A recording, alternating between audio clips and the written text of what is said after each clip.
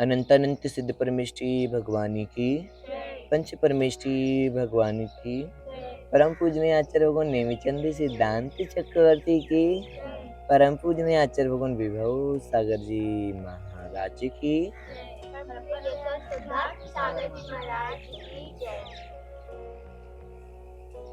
कल तक की क्लास में हमने लोक का सामान्य परिचय पढ़ा। आज की क्लास में हम लोक का विशेष परिचय पढ़ने जा रहे हैं, जिसमें से आज से हमारा अधोलोक का वर्णन प्रारंभ होगा। तो अधोलोक के वर्णन में हम सर्वप्रथम नरकों के बारे में पढ़ेंगे, नरकों के नाम आदि के बारे में पढ़ेंगे और कौन नरक कितने स्थान पर हैं, किस स्थिति में हैं, उनके नाम आदि क्या हैं, इसके बारे में भी पढ़ेंगे। और हमें ये नरक मिलते कैसे हैं, हम नरकों में कैसे जा सकते हैं, नरक में जाने की कला भी सीखेंगे। आखिर जो जो स्थान है हमें जाने के लिए, उनमें कैसे जाया जा सकता है, उनको हम कैसे प्राप्त कर सकते हैं। जैसे कि हम जो मुनिराज आदि हैं, वो उपदेश के माध्यम से स्वर्ग और मोक्ष जाने का उपदेश देते हैं, लेकिन आज मैं आपको नरक में कैसे जाना है उसके बारे में बताऊंगा। आपको नरक में जाने के लिए क्या करना पड़ेगा। तो चलते हैं हम हमारे अधोलोक के वर्णन की ओर, नरक के नामों की ओर। तत्वार्थ सूत्र के तीसरे अध्याय में पहला सूत्र आया है। पहले सूत्र में नरक के नाम है, बात बलय के नाम है, लेकिन बात बलय को हमने पूर्व में पढ़ लिया। अब हम सिर्फ नरक के नामों के बारे में विशेष जानेंगे सूत्र से। तो हम तीसरे अध्याय का पहला सूत्र उच्चारण करेंगे सर्वप्रथम। तो वह सूत्र आपके सामने उपस्थित होता है। रत्न शर्करा बालुका पंक धूम तमो महातमा प्रभा भूमियो गानाम्बु बाताकाश प्रतिष्ठा सप्तादोधा रत्न शर्करा बालुका पंक धूम तमो महातमा प्रभा भूमियो गानाम्बु बाताकाश प्रतिष्ठा सप्तादोधा। तो इस सूत्र में प्रभा शब्द आया है। महात्मा के पास जो प्रभा लिखा है वह सबके साथ बोलना है और भूमियों भी सबके साथ लगाना है। तो पहला शब्द आया था रत्न, तो रत्न के साथ पीछे से कौन सा लगाएंगे, प्रभा, और भूमियों मीन्स भूमि। तो पहली नरक भूमि का नाम क्या है, रत्न प्रभा। दूसरी का नाम शर्करा प्रभा, तीसरी का नाम बालू का प्रभा, चौथी का नाम पंक प्रभा, पांचवी का नाम धूम प्रभा, छठवीं का नाम तम प्रभा और सातवीं का नाम महातम प्रभा। इस प्रकार से 7 नरकों के या 7 भूमियों के, 7 पृथ्वियों के 7 नाम हुए। उसके बाद इस सूत्र का अर्थ लगाएंगे तो गहनाम्बु बाताकाश प्रतिष्ठा सप्तादोधा, अर्थात ये घनोदधि बात बुलाए, घन बात बुलाए, तनु बात बुलाए और आकाश के आधार से हैं। ये जो प्रतिमाएं नीचे हमने कल आपको ऐसे ऐसे बात बुलाए बनाए थे, वैसे भी बात बुलाए के आधार पर है। यहाँ पर प्रत्येक के बीच में बात बुलाए हैं, प्रत्येक नरक के बीचों बीच में बात बुलाए हैं। तो जिस प्रकार ये नरक किस प्रकार से हैं, जैसे कि हम बिल्डिंग्स देखते हैं तो किसी किसी घर में ऐसी बिल्डिंग बना देते हैं हम, चक्की क्या हुई, गैलरी हुई, ऐसा घर हुआ। उसके ऊपर फिर बनाएंगे तो ऐसा बना देंगे पतली पतली, फिर बड़ी बड़ी गैलरी बना देंगे, फिर बहुत लंबा बना देंगे, आड़ा टेढ़ा हो गया ये।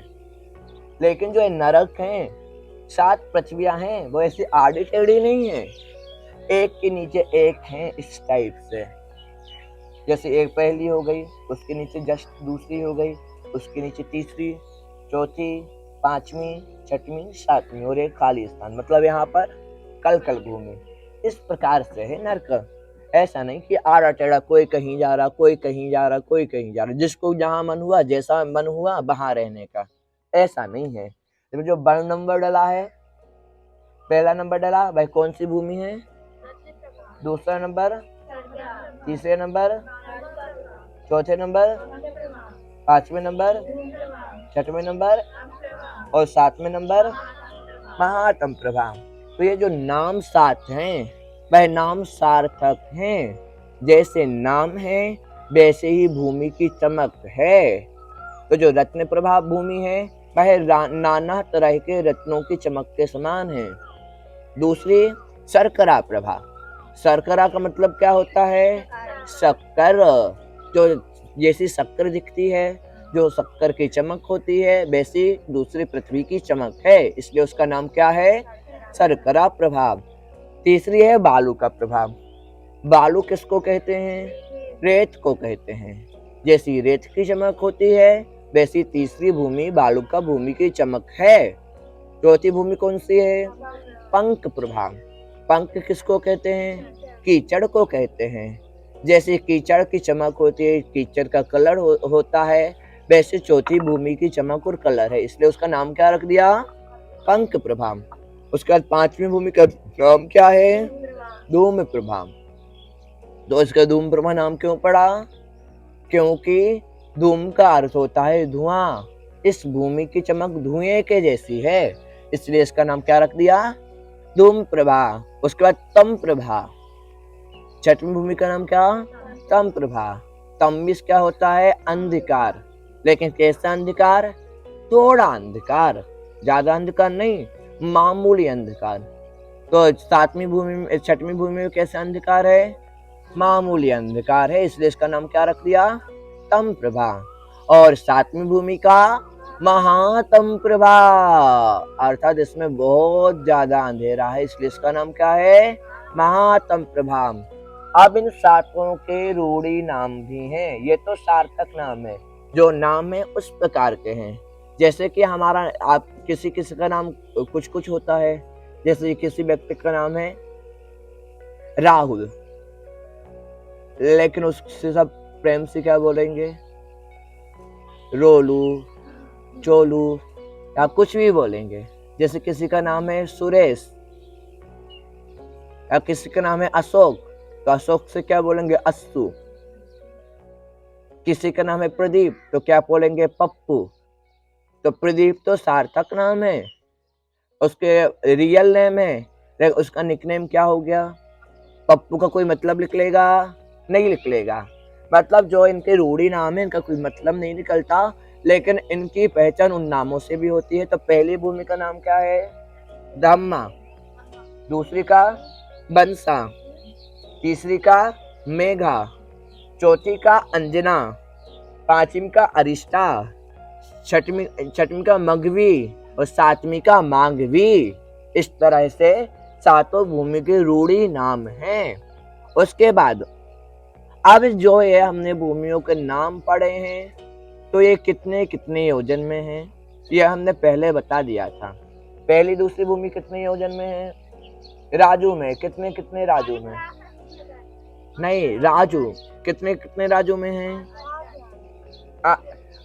एक राजू में 2 भूमि। तीसरी भूमि, चौथी, पांचवी, छठवीं, सातवीं, इस प्रकार से 6 राजू में कितनी भूमि हुई? 7 भूमि। अब इन भूमियों की कुछ मोटाई भी है, तो मोटाई आपको बता दूं। पहली भूमि की मोटाई जो रत्न प्रभा भूमि है, उसकी मोटाई 1,80,000 योजन है। दूसरी भूमि की मोटाई 32,000 योजन है। तीसरी की 28,000 योजन है। चौथी की 24,000 योजन है। पांचवी की 20,000 योजन है। छठवीं की 16,000 योजन है। और सातवीं की 8,000 योजन है। तो इसमें पहले की कितनी हो गई? 1,80,000। दूसरी की 32,000। अब आप दूसरी भूमि से देखेंगे छठवीं भूमिगत। 32 में 4 कम कर दिए तो कितना? 28। 28 में 4 कम कर दिए, 24 में 4 कम कर दिए, 20 में 4 कम कर दिए और 16। हाँ, यहाँ तक तो 4-4 योजन कम होता गया। लेकिन जो हम छठवीं से सातवीं में गए तो कितना कम हो गया? 8 योजन। ऐसा भी हम इनकी मोटाई याद कर सकते हैं। पहली 1,80,000 योजन, दूसरी 32,000 योजन, फिर दूसरी भूमि से लेके हमें छठवीं तक 4-4 योजन कम करना है। उसके बाद जो लास्ट आएगी उसमें 8 योजन कम कर देना है। इस प्रकार से हम सातों भूमियों की मोटाई याद कर सकते हैं। इस प्रकार से हमने भूमियों के बारे में जाना। अब हमें भूमियों में जाना है। अब हमें इन 7 भूमियों में जाना है तो हमें क्या करना पड़ेगा? जो जीव रौद्र ध्यान में लीन रहता है, बहुत से पापों को करता है, वह जाकर नरक में जन्म लेता है और नरकों में बहुत दुख पाता है। क्योंकि जो जीव जहां जाना चाहता है उसे पूर्व में उसकी जानकारी होना चाहिए कि वहां क्या मिलेगा।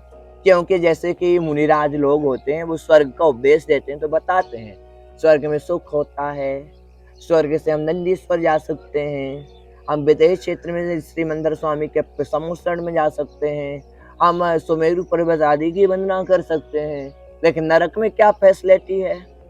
नरक में फैसिलिटी है जो दुख हमने अभी तक नहीं पाए, जो दर्द हमने अभी तक नहीं पाए, जो कष्ट हमने अभी तक नहीं पाए, वो कष्ट हम नरक में पा सकते हैं। भगवान विभव सागर जी महाराज की